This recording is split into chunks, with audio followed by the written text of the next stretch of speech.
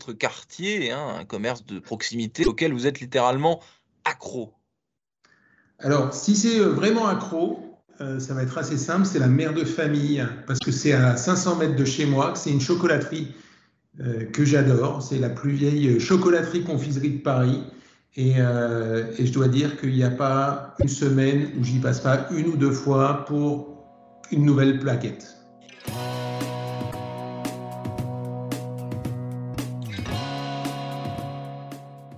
Bonjour à tous et bienvenue au Talk Décideur du Figaro en visio avec aujourd'hui sur mon écran et sur le vôtre, Édouard Morange, qui à l'évidence est un gourmand, mais surtout avec cet entrepreneur de la food tech, cofondateur du site Épicerie qui propose la livraison chez vous ou au travail de tous vos produits du quotidien. Le commerce dont vous venez de nous parler, Édouard Morange, c'est à 500 mètres de chez vous. Vous y allez à pied, j'imagine, vous ne vous faites pas livrer. Celui-là, j'y vais à pied absolument. C'est pour les produits un peu plus difficiles à trouver, un peu plus loin de chez moi, que je me fais livrer. Ou alors sur des moments où je ne peux pas tout simplement passer chez mon boucher, mon primeur. J'ai 4 enfants et il faut que je les nourrisse tous les soirs. Et souvent, mon frigo est vide. Il s'agit remplir le frigo en effet le plus simplement possible, le plus rapidement possible. Comment est-ce qu'on se démarque, Édouard Morange, sur ce créneau extrêmement disputé, la livraison à domicile, avec la crise sanitaire? Donc évidemment, c'est encore plus développé, c'est rentré dans les mœurs, dans les habitudes des Français. Comment est-ce qu'on se démarque concrètement?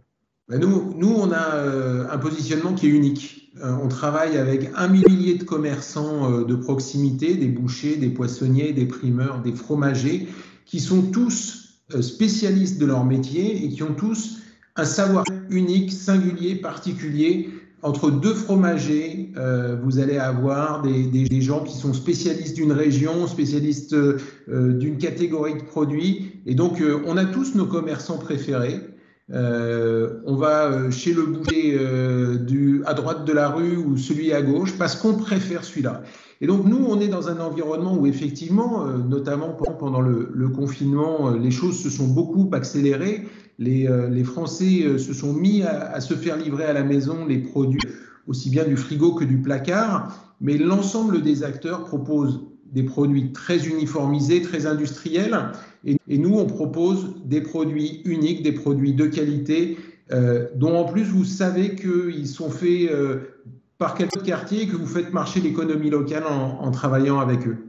Ah ouais, donc c'est vraiment pour faire vivre un écosystème de son quartier, typiquement. Vous n'allez pas, parce qu'il y a aussi tout un enjeu sociétal et d'environnement, j'imagine, derrière tout ça. Vous n'allez pas faire livrer quelque chose qui vient un exemple qui est absurde, mais des crevettes de Madagascar. On peut pas trouver ça sur épicerie. Alors nous, on n'est pas localiste et on ne se limite pas aux produits français, même si beaucoup de produits d'origine France et que ce soit sur la viande, sur le poisson, on a tendance à privilégier l'achat responsable et l'achat français.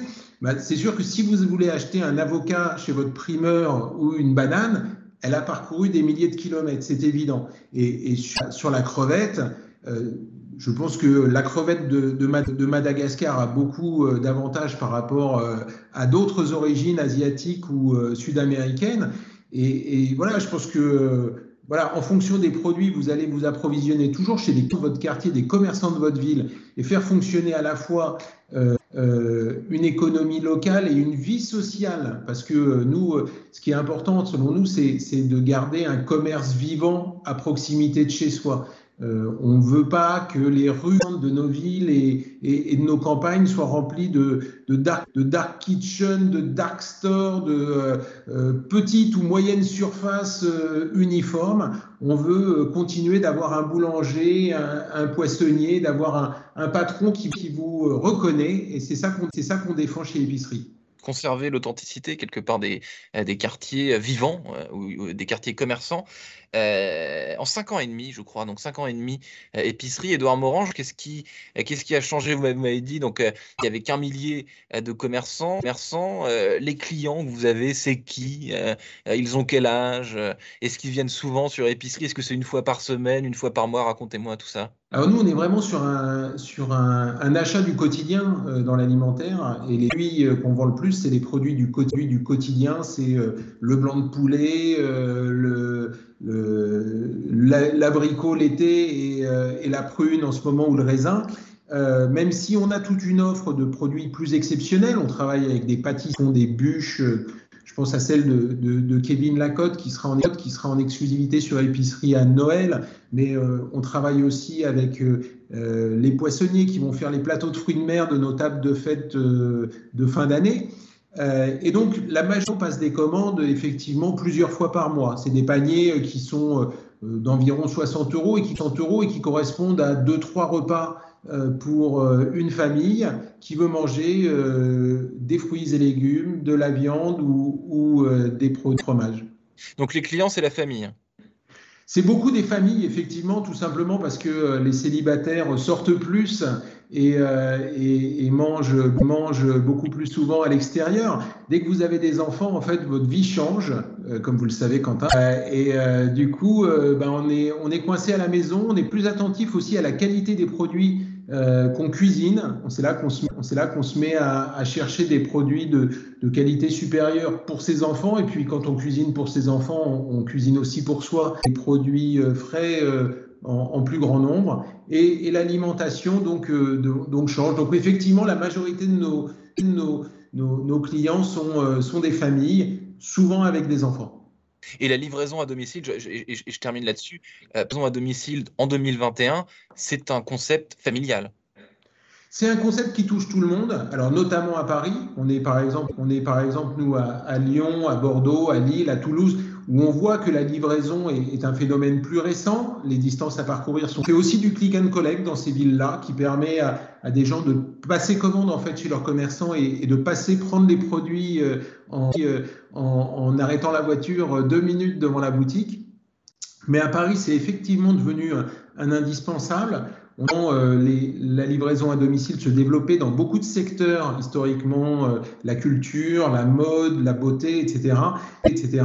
Ça a été un peu plus long pour se développer dans l'alimentaire. Aujourd'hui, c'est la course entre des acteurs qui vont tout. Et nous, on essaye d'apporter un petit peu de recul et de construire un monde d'après le confinement qui soit effectivement plus responsable au niveau de la livraison. On fait des courtes durées, on fait du zéro carbone, un peu plus attentif à la qualité des produits qu'on met dans son assiette. Ouais. Approcher les commerçants, donc vous avez dit environ 1 millier. Est-ce que ce sont les commerçants qui viennent vers vous? Est-ce que ce sont plutôt vos équipes qui se rappellent? Surtout, comment le contact se passe avec ces commerçants? Est-ce qu'ils vous voient directement comme une aubaine, une aide, ou alors est-ce qu'il y a une sorte pas de défiance, mais disons de méfiance peut-être justement à l'égard des services et de ces nouveaux usages?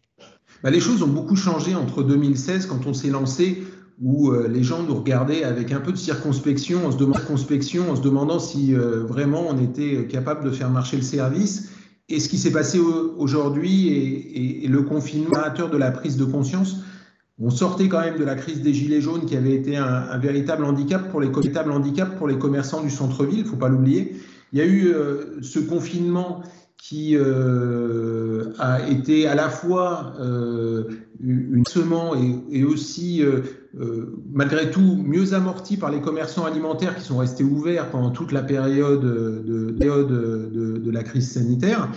Mais en tout cas, c'est vrai que ça a changé leur perception du digital et aujourd'hui, c'est plutôt eux qui viennent nous voir. Une solution de digitalisation qui leur permettent clé en main de gérer à la fois la partie technique parce qu'ils savent pas développer un site internet ou une application mobile, d'avoir de la visibilité sur internet parce qu'ils ont compris que c'était important d'être sur Google, et puis de gérer la logistique, ce qui est vraiment un sujet compliqué pour eux parce que gérer le livreur, s'assurer que le produit est bien arrivé chez le client, c'est très compliqué. Nous, la place de marché, c'est effectivement une solution clé en main qui permet de résoudre la pratique en une seule fois.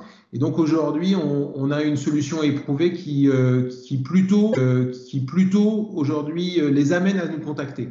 Vous êtes aussi ambassadeur, Édouard Morange, de la Fondation Food, qui est une organisation californienne qui promeut quoi? Quel est votre rôle là-dedans, votre message, Édouard Morange, même si vous m'en avez déjà beaucoup dit? C'est un engagement effectivement personnel que j'ai mené pendant plusieurs années. pour mobiliser les gens au fait qu'il fallait une nourriture plus souvent cuisinée à la maison et surtout ne pas abuser des plats transformés, voire ultra transformés. La nourriture, c'est de la santé publique. On l'a vu encore récemment, le Covid touchait les gens qui avaient des formes d'obésité de façon plus grave.